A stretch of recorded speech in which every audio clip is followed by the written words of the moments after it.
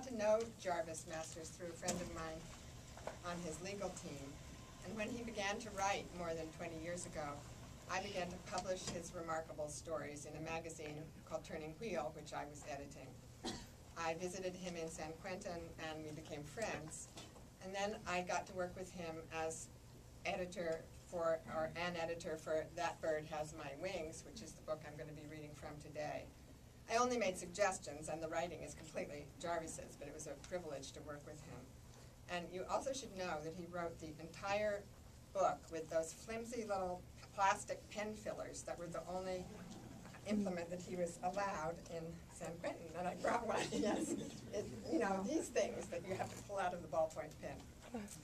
So I visited him just a few days ago, and I'm reading the passages that he asked me to read, and he also, so I bring his greetings to you all for coming. Thank you.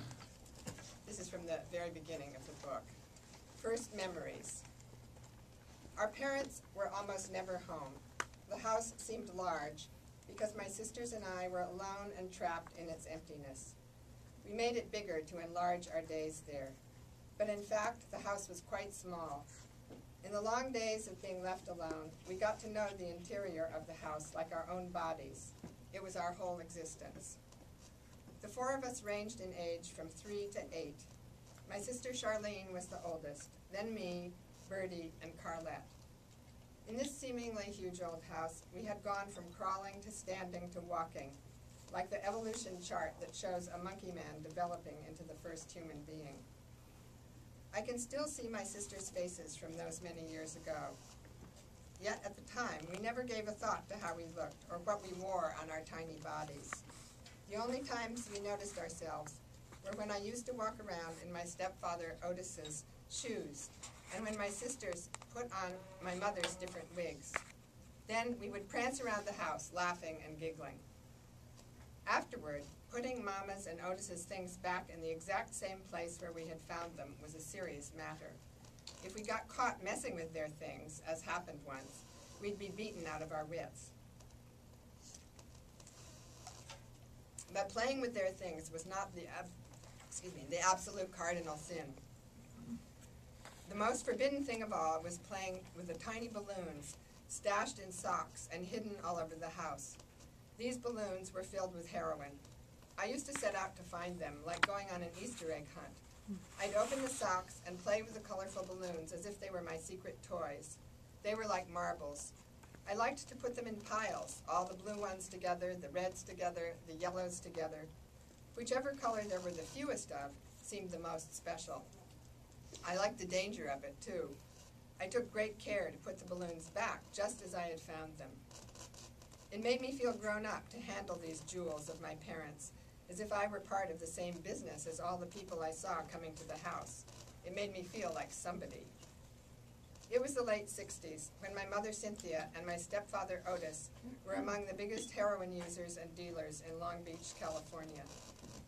The house was a place where my parents' clientele could always, no matter the time of day, walk right in and shoot their dope indoors, off the streets.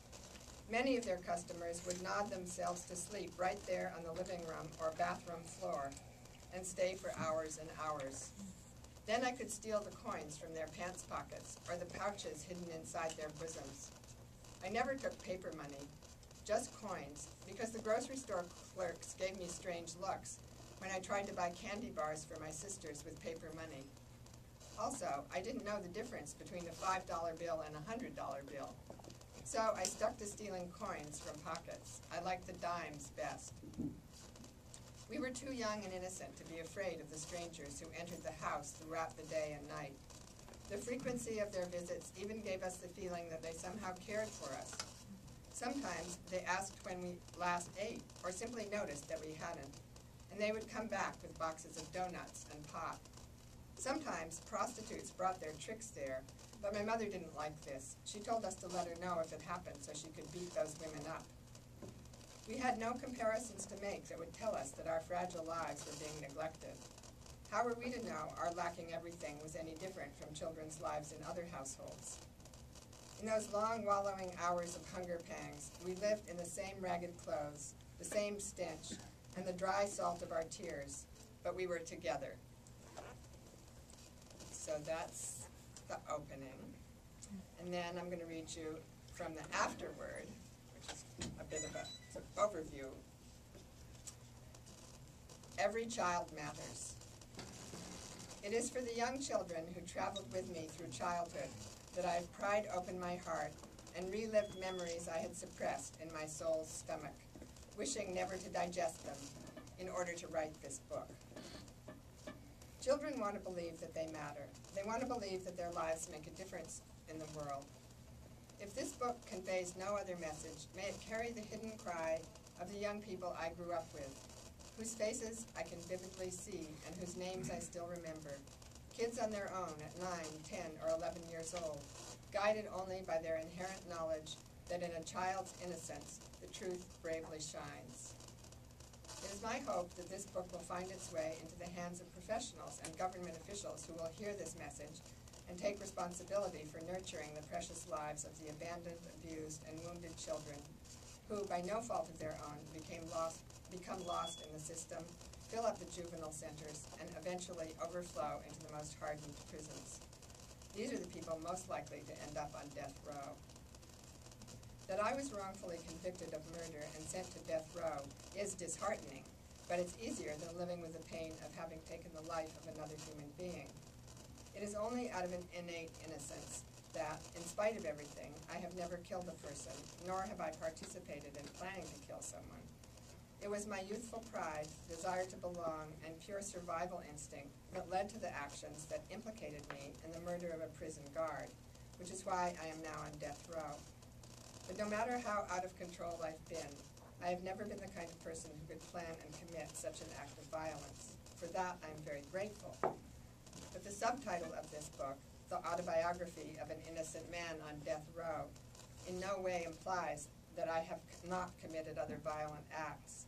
It is painful to look back at all the senseless violence that brought me to these prison gates.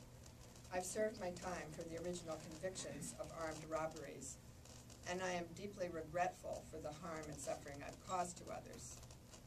In light of my experiences, from living in an attic to living on death row, I feel blessed that my heart is not permanently damaged and that I still have my sanity.